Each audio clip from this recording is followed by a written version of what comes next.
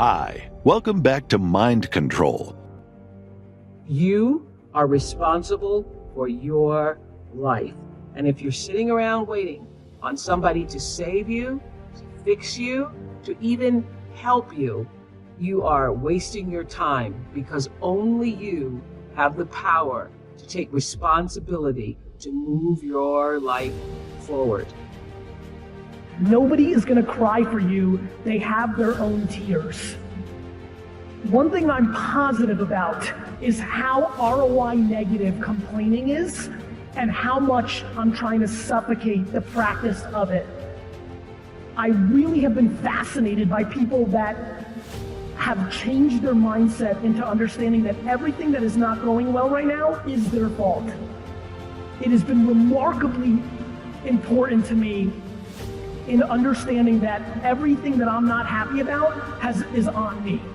It's a remarkably interesting brain twist. The amount of energy spent on things that you can't control versus being accountable to what you can control has been a huge separator for me in the last 4 or 5 years as I've dug deep. I always tell people the most valuable lesson I got from my mentor, Jim Rohn, was I asked my father, worked 2 jobs. We were always broke. We had no money for food. And we lived in a community we moved to, which was, I thought they were all rich and we were on the other side of the tracks. It was lower middle class, but compared to where we lived before, these people seem rich compared to us. And I just didn't understand it. And Jim said to me, Tony, it's not about the value of your soul, it's about the value of you in the marketplace. And your father's skills are not that valuable. Someone said we have 2 primary choices in life. We can either accept conditions as they exist, or we can take the responsibility to change them. See, a lot of people want to exempt themselves from taking responsibility. All they want to do is talk about the problem. Every time you see them, they'll tell you their story over and over and over and over again. No one's going to do anything for you. Couple rules of being a real leader. You need to take responsibility for your own life. Bringing energy to your team, leading in recruiting, leading in leadership, leading in growth. Nobody owes you anything, but you owe other people everything. That's what a leader does. You take responsibility. You know exactly right now what you're not doing. It would be criminal of you to leave here and say, I don't know what to do. You know exactly what you're afraid of. You know exactly what you've been avoiding, and you got to make a decision to change it. You know exactly what it is. Don't BS anybody. You know what you need to do different. You know the changes you need to make. And if you can do that and stop kidding yourself, you can win. You can overcome your fear, overcome procrastination, whatever that is. I say to people, you got to participate in your own rescue. You've got to retool yourself. There are no skill sets in community colleges today, for the most part, that are going to prepare you for the economy or a job that's there. So what is that going to do? You're just going to waste more money, more time.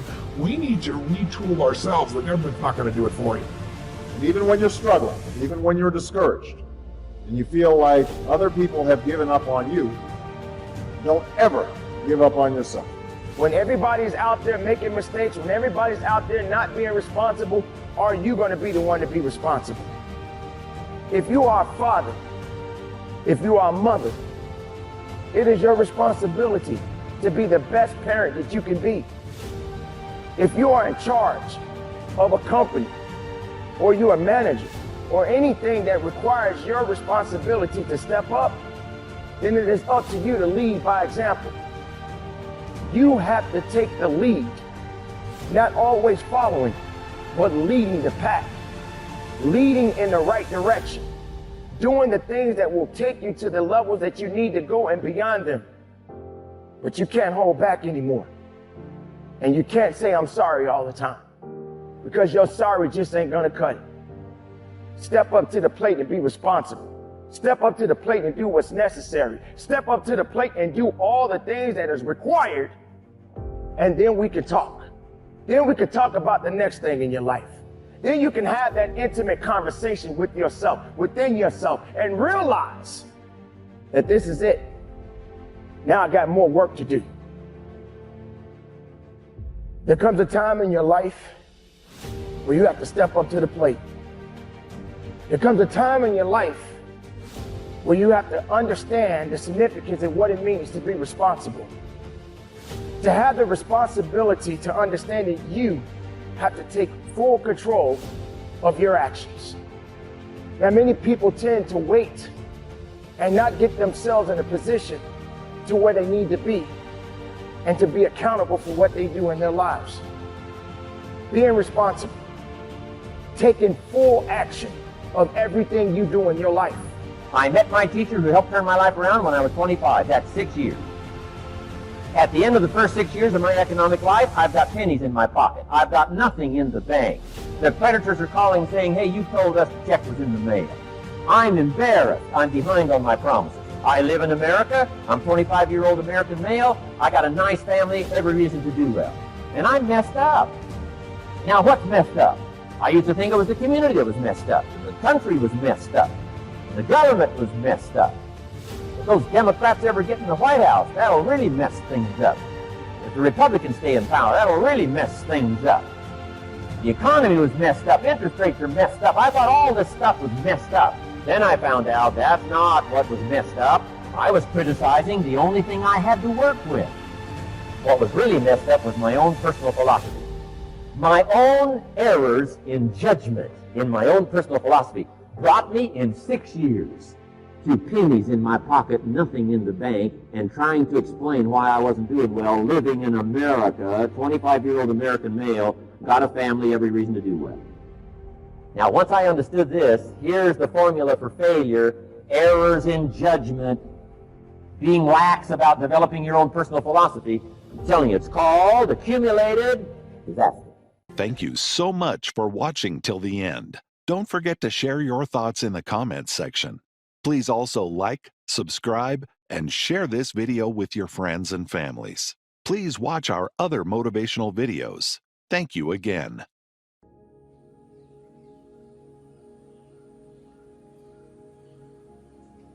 What do you want? Because if you don't know what you want and you're watching me, nothing else matters. But when you know what you want, why do you wake up at 3? Because I know what I want.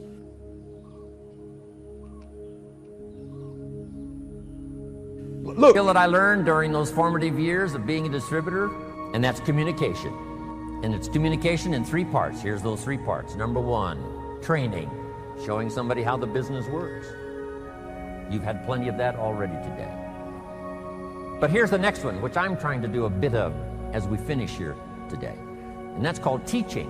And I've just used 2 words just to separate the 2. Training, showing somebody how the business works. Teaching is showing somebody how life works. When I met my teacher, Mr. Shoaff, he said to me, Mr. Rohn, show me your current list of goals and let's go over them and talk about them. He said, I've been around a long time. I can probably give you some good advice. And I said to him, I don't have a list. He said, Mr. Rohn, if you don't have a current list of your goals, he said, I can guess your bank balance within a few $100s, which he did. And that got my attention. I said, you mean my bank balance would change if I had a list of goals? He said, drastically. I said, then I'm ready to learn how to set goals. He taught me, and it changed my life, how to set goals. So I'm asking you not only just to be a trainer, I'm asking you to be a teacher. Teach somebody leadership skills. Teach somebody communication skills. So we need life skills and business skills, and you can learn to do both, even if you're fairly new. Here's the most important on communication: learning to inspire, helping people see themselves better than they are, helping people see the future, helping people see not just with their eyes, but help them to see with their mind, insight. Seeing with your eyes we call sight. Seeing with your imagination we call insight. Helping people to see the vision of the future. That's what Mark brought us when he started the company. And those 20 years he was with us, he helped us to see the future. Next, help people to see the possibilities. Describe to them the potential, what's available, using testimonials. There's so many testimonials now. People that started with nothing. Sarah Alfaro started with a brochure, now has this huge organization, Mexico and US. The inspiration of stories, the inspiration of testimonials. It inspired me to spend the rest of my life listening to the testimonials. You know, I've been around Herbalife now 23 years. I'm now looking forward to the next 23. And under personal development, learning the skills, here's what I learned building my own organization. Learn to work with the people who deserve it, not the people who need it, because that's the way life works. Life doesn't respond to what we need. Life responds to what we deserve. It doesn't say if you need a harvest, you'll get one. It says, no, if you plant in the spring, you'll get a harvest in the fall. Reaping and harvesting belongs to the planters, not to those who need, but to those who plant. Then here's the next key. Show people how to deserve your time. Work with the people who deserve it, but show them how to deserve your time, your attention, your information. I think that identifies most people's lives. In other words, average becomes sort of like this slow asphyxiation. It's almost like an anesthetic. And that over time we become kind of immune and dulled to the average that we're becoming. I know this is true, at least for me. You probably experience it yourself too. And so over time we sort of minimize where we're at. In other words, I'm a little pudgy instead of being, no, you're a fat ass, right? You don't magnify the degree to which the pain ought to be affecting you. And so really what he means in that is, listen, you're going to get out of your life what you'll accept. That's really difficult for people, I think, to understand is, look, what you think you're worth and what you're going to tolerate is absolutely what you're going to bring into your life and what the outward part of your life is going to look like. And so I live by that. Like, I let myself sort of feel the pain and the difficulty of being not where I want to be in whatever that area is, whether it's my spirituality, my relationships, my money. I let myself feel that pain because, as you know, there's two motivators, right? There's the gaining of pleasure, right? Wanting to go get something, chasing the dream. But then there's the avoidance of pain. And for a lot of champions, that's a pretty big driving force for them. And so at least for me, I leverage both of those things on me to get myself to take action. It's important because there's no relationship between that and eroding your self-confidence. In other words, self-confidence is really self-trust. So the first thing is, the people I know that are really happy are very self-aware. In fact, the best entrepreneurs I know are very self-aware. They're aware of their shortcomings, right? They want to improve them. They want to get to the next version of themselves all the time. And so for me, self-confidence comes because I didn't have it. And I think anytime you meet somebody like yourself or myself who might now appear self-confident, it's because I really had to find tools and resources because I was so insecure and shy and introverted. So I had to find techniques and resources to build that up in me. And for me, it's very simple. It's the promises that I keep to myself. If I have a habit over and over of beginning to stack one on top of the other, of keeping promises I make to me, not other people. In other words, the minute you begin to get external in your life, worrying about what other people think about you, right? You've lost all control. And it never fills you up. And people's admiration, people's gratitude towards you will never fill you up. It's your own. It's your own inside. And so for me, self-confidence comes from keeping the promises I make to myself. And the other part of it is being aware I'm doing it. In other words, most people don't give themselves enough credit all the time. They're very aware of these 20% things and not aware of the 80, right? And that's why the dosage is so important too. You've nailed it. It should be 80-20. Right? Because people get addicted to this. I'm not good at this. People don't like this about me. I don't feel good. Instead of focusing on the 80 and stacking it up. Wow, I did eat what I said I was going to today. I did get up when I said I was going to. I made the amount of phone calls. I treated people in such a way I promised myself. It's not just doing those things. It's rewarding it. It's being aware of it and stacking that up. When I work with athletes, the successful athletes I work with, when they're in a slump, it's never that they can't hit a ball anymore or make a shot or swing a golf club. They've lost their self-confidence. Somewhere along the way, they've lost the ability to focus on the things they are great at and stacking those promises they make to themselves. And the way I get them to break their slump is not correcting their swing or getting them positive. It's getting them to acknowledge the small promises, showing up to batting practice early, hitting that extra bucket of balls, beginning to reward themselves for the extra promises they keep to themselves, puts them back in a state of self-confidence. All of a sudden, they're hitting the ball great.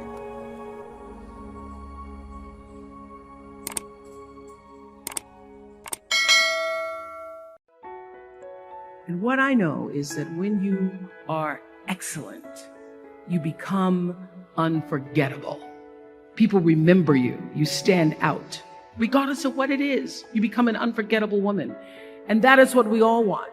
We want to be unforgettable and not forgettable. So doing the right thing, even when nobody knows you're doing the right thing, will always bring the right thing to you. I promise you that. Why? Because the third law of motion is always at work. For every action, there's an equal and opposite reaction. That is so true in all of our lives. You just have to do the right thing, and the right thing will follow you even when people don't support it.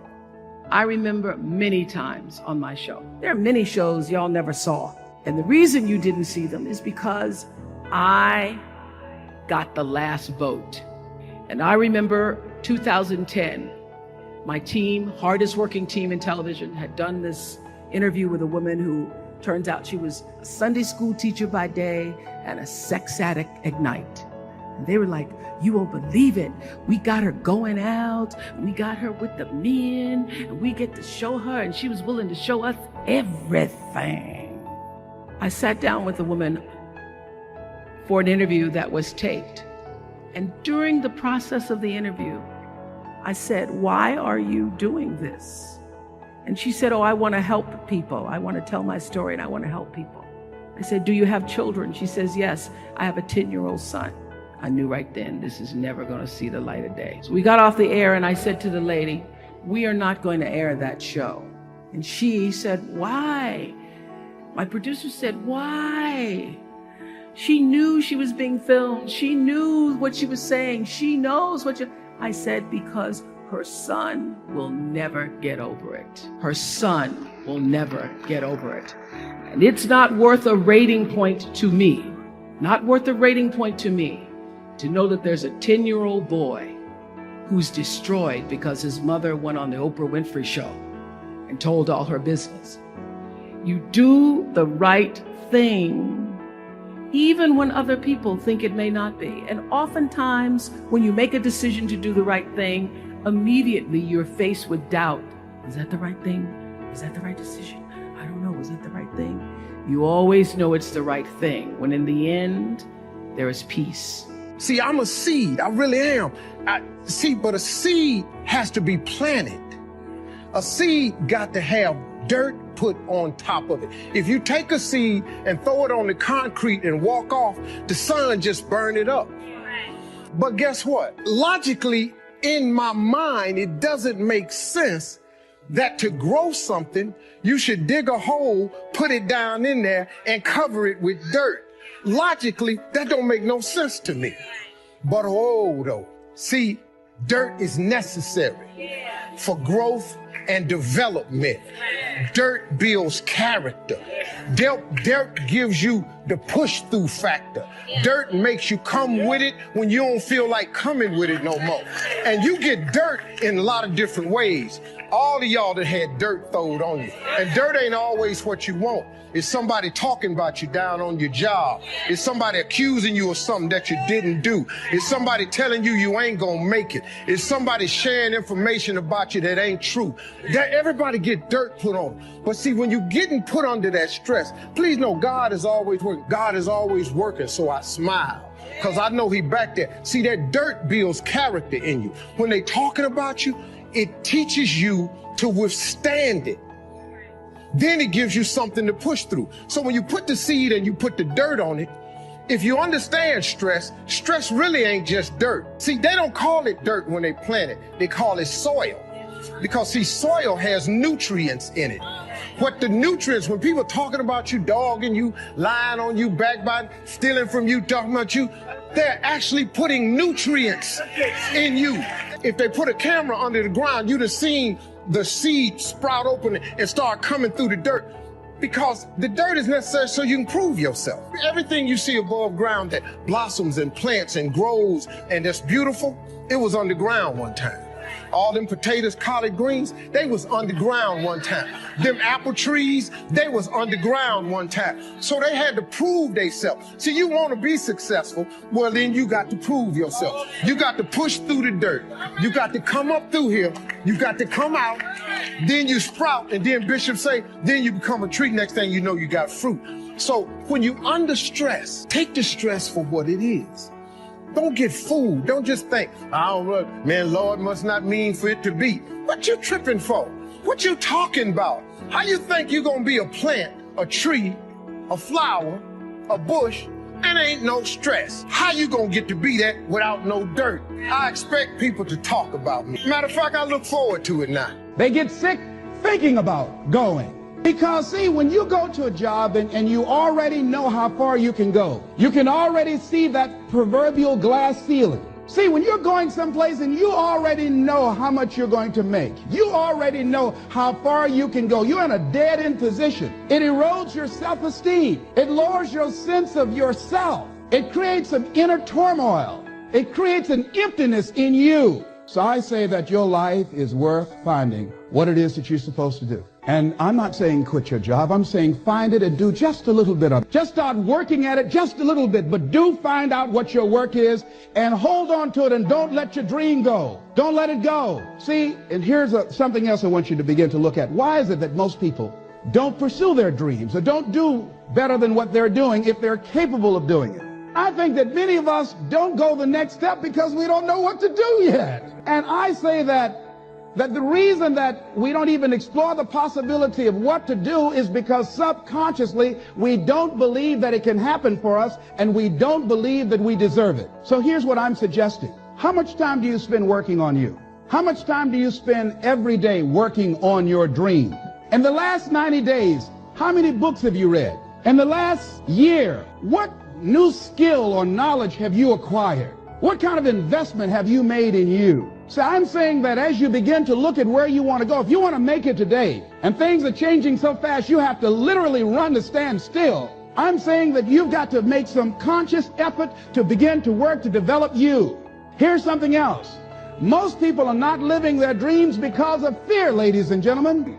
Fear, limited vision, and lack of self-esteem is what keep most people doing things they don't want to do. The same reason that people stay in relationships where they're abused or they're unhappy or it's unfulfilling. They can't see themselves beyond that relationship. They can't see themselves enjoying life without that person. They think that this is all that they can do. The same reason that people get stuck at a certain level in life. They can't see things being better for them. And they think that this is it and this is all they deserve. This is all they've ever seen. It's been passed on to them. And they think that this is it for them.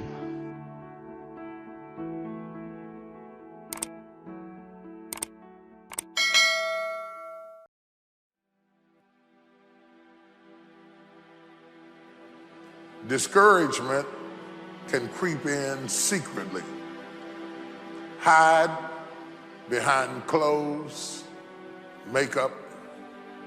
Discouragement is so bold that it will even hide behind a smile. It will always ride to work with you.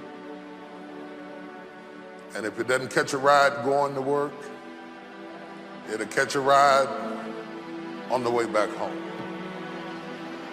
If you listen at discouragement, it will cause you to make bad decisions. It will cause you to think that life is not worth living. And secretly, behind the facade of a smile and a good morning and a praise the Lord and a how are you, you will wonder if you're ever going to get out of what you're into. When spontaneity is discouraged, authenticity, realness, that 100 thing, it suffers. And when authenticity is absent on one level, it shows up as a lack of confidence on another level. And if you can't see that, you will spend your life nursing a belief that you're not a confident person and that you'll never become one. We're all confident, but it shows up in different ways. Confidence is not all about walking around with your chest puffed out, talking loudly and looking for a fight. Confidence can look like love. It can look like humility. Confidence can look like kindness. So what does it mean when you look around and see that you live in a world where humility is weakness and kindness is suspect? What kind of confidence will you have? What happens to authenticity? See, it dissolves because you learn to live a prepackaged life. You learn to accept good enough and you stop thriving for spectacular. This is self-awareness. And when it clusters and becomes what we call culture, a set of rules to live by. But what we get when we trade in spontaneity and authenticity is a sick culture. The people who wake up one day and decide, I can't do this anymore. I can't live by these rules. I refuse to live a prepackaged life. The ones who decide that only love drives out hate. That fear is not the whole story. That compassion and kindness matter, that mistakes happen, second chances are real, and that laughter can heal. These are the rebels in the Sikh culture. Don't deviate. Don't procrastinate. Don't become frustrated. All you have to do to win this battle is stay on track. There are moments that try the human soul so violently and so perplexing that if the truth were told, all of us have had moments that we wanted to throw up our hands and walk away. If you want to be a confident person, you have to take action. Confidence is a result of doing something. And so many times people cheat themselves because they lack that confidence, so they don't do what they should do, only to leave, say, I wish I would have done that. I can remember when I was in my 20s, I went to a meeting with leaders that were older than I, and I was overwhelmed by the fact that I was truly, not trying to be humble, I was truly the least in the room. And I could have learned so much from them. In fact, they gave times for us to ask questions, and I held back. And I didn't ask questions, and I left that meeting, and I really realized how I cheated myself. And I determined that day that regardless of how intimidated I was going to become, I was never going to cheat myself again. And that I was always going to ask the question, even though I figured it may be a real stupid question. What was I doing with my confidence? I was making a determination to take action on something that I didn't feel comfortable with. And trust me, I did. And each time I took action, it began to give me confidence. No robber robs an empty house. Nobody holds up a bag lady because she doesn't have anything to steal. If you're up under attack, there's something to be gained. The enemy would not send that level of battle against you if there were not that level of blessing before you. The level of battle you face is an indication of the level of blessings that you stand to receive. With every blessing, there is a battle. I want to leave this with you. As you look at your goals, be stubborn about your goals. Be stubborn. Don't give up on your goals. You will fail your way to success. Don't give up on your goal. Make know your vitamin, as Suzanne de Pass would say. Don't give up on your goal. Be stubborn about your goals. Be flexible and versatile. Ask for help. A lot of people won't do that because of ego edging God out, because a lot of people, as a result of pride cometh before a fall. Ask for help. Not because you're weak, but because you want to remain strong. You don't have to figure it out. Get started. Do what you can with what you have, and God will do what you can.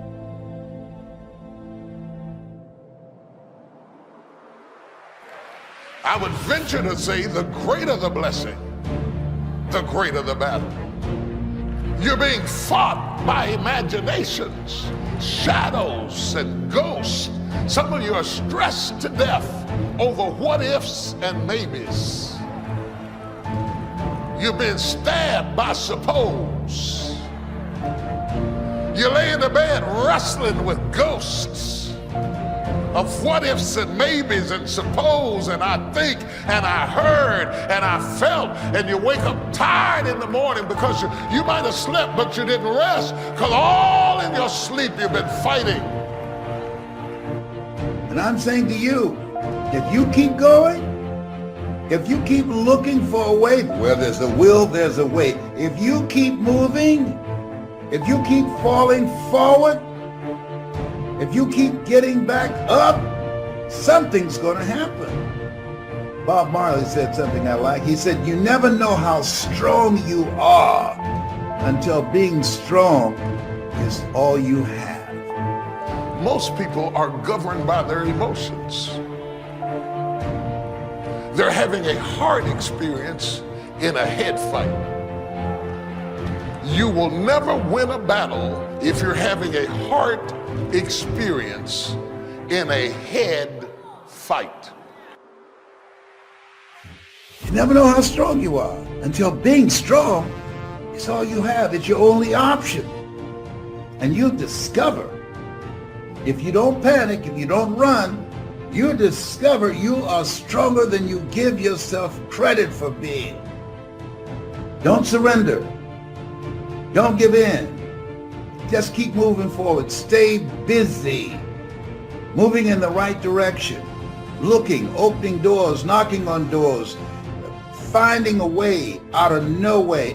Why are we loyal to ineffectiveness?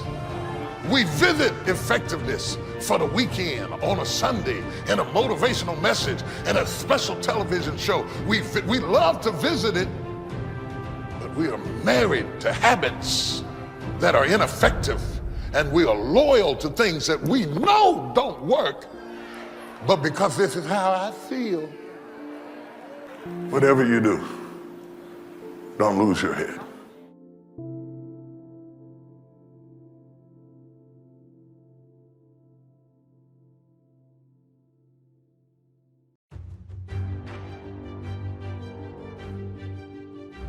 I am powerful. I am strong. I am successful. I am an achiever. I am abundant. I am rich. I am determined. Into your message, it's all hard. It's hard to hold on. It's hard to let go. But there's a reward on the other end of many of these hardships. You better choose reward or regret. There is always reward and regret attached to every decision that you make. You've got to die as you are now. You've got to be willing to give up who you are now for what you can become. I will try 100 times to get up, and if I fail 100 times. If I fail and I give up, do you think that I'm ever going to get up? No. But if I fail, I try again and again and again. For as long as I try, there's always that chance of getting up, and it's not the end until you've given up. You have to start living your life in expectation. You've got to start expecting great things to happen for you. In order for it to happen, if you live your life in expectations, that's what happens to you. If you live your life in despair, that's what happens to you. Disengage your sense of self, your sense of self-worth from achievement. Once you are wholly focused on sincere pursuit, everything changes. I am focused. I am disciplined. I am health. I am wealth. I am. I am. I am beautiful. I am wise. I am capable of anything. I'm someone who makes things happen. I am a powerful creator. I am filled with faith. I am blessed. I am grateful. I am a miracle. I am connected. I am God. I am more than my body. I am a powerful spirit. I am ready. I am focused. I'm a fighter. I'm more than enough. I'm a winner. I'm a champion. You can't just speak the words. You must feel them.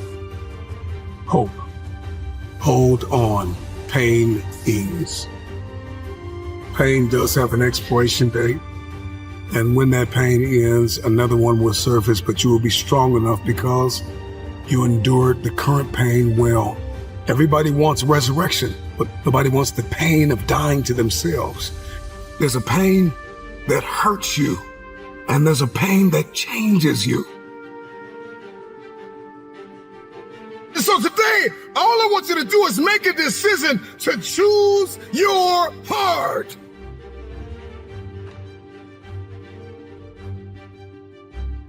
And you must believe them. Repeat them every day.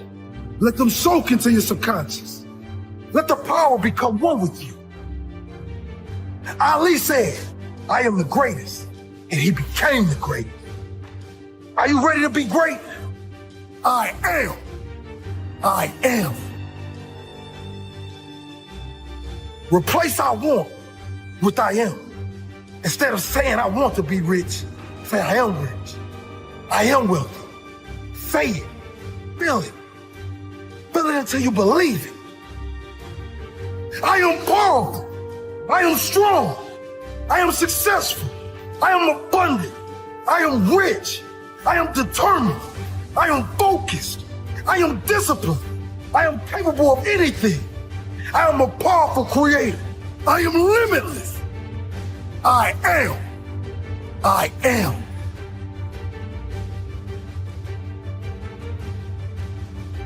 The path.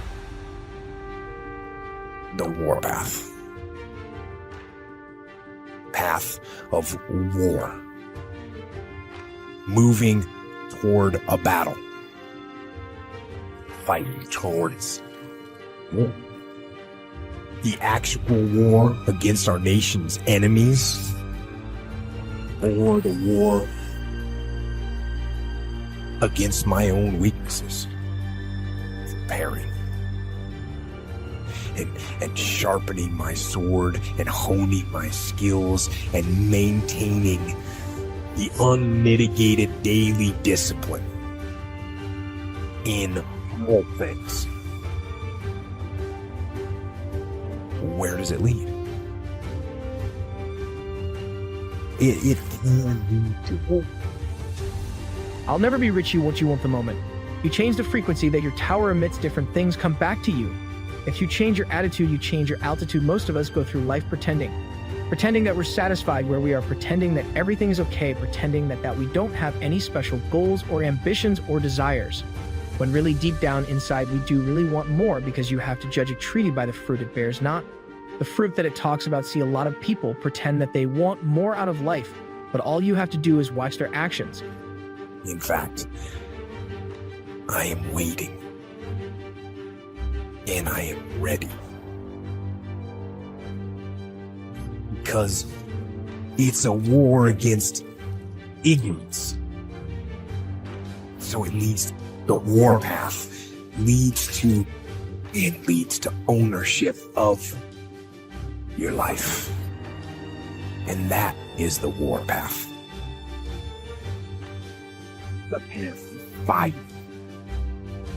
Certain things will no longer fit into your life. There's no place for it. In order to do something you've never done, you've got to be someone you've never been. So you've got to spend serious time reading, writing your goals down, reading scripture, anchoring yourself spiritually to handle the storms of life, because they're going to come. So every day you have to sell yourself and get out of your mind those old thoughts, that old belief system. Every day you've got to sell yourself on that it's possible. But you got to put a new mind in you. You got to get out of your mind. You got to begin to restructure your thinking. Every day you've got to begin to recondition your mind. See, many of us go through life making choices, thinking it's our choices. You really have to work hard for a set of skills that matter to you. A fool never learns. A smart man learns from his mistakes. A wise man learns from the mistakes of others. So you've got to completely divorce yourself from this notion of outcome and become completely obsessed with the idea of sincere pursuit. And so when you look at the night sky and that sense of awe grips you, it calls something out of you right to respond to. Your encounter with the infinite, even your encounter with mortality, your encounter with finitude and limitation, all of that. In relationship to the internet, that sense of awe is also the calling forth of something out of you that can respond to the challenge of that infinite. Well, that's the microcosm within. No, it's a reflection of the structure of the cosmos itself. That's the divine ideal. And it's not. See, let me share something with you. The easiest thing I've ever done was to earn $1 million. The most difficult thing I've ever done was to believe it could happen to me. That was the most difficult part, to believe that given my circumstances, if my birth parents came down this aisle right now, I would not know either one if my daddy came up here or my mother came up here. Given the fact that I was born in an abandoned building on a floor, being labeled educable, mentally retarded, not having any college training, I used to feel all my life that people who had college degrees were more intelligent than me. I remember going to see the late Dr. Norman Vincent Peale, the author of the book, The Power of Positive Thinking. And I used to look at him up on stage and I said, I could do that. I would love to talk to people. I love to talk to people. And I said, I could do that. But then when I started going back to my car, my mental conditioning activated itself. And it said, Les Brown, you can't do that. Only thing that's going to make you happy, my friend, in this year or any other is to step up. It's to raise the standard. It's to discover what you're capable of and feel that incredible power pushing through whatever's holding you back and get to the other side of more of your true self. That's what this game is all about. So life is real short, so you have all your traveling and of all your sleeping and of all your school. Out of all your entertainment, you've probably been half your life doing nothing, so out of 30 years, I might have about 16 years to be productive, so it's how we can all break individual lives now. You've got to completely divorce yourself from this notion of outcome and become completely obsessed with the idea of sincere pursuit. Now, why sincere pursuit? The reason to tie your sense of self, your self-esteem. Why?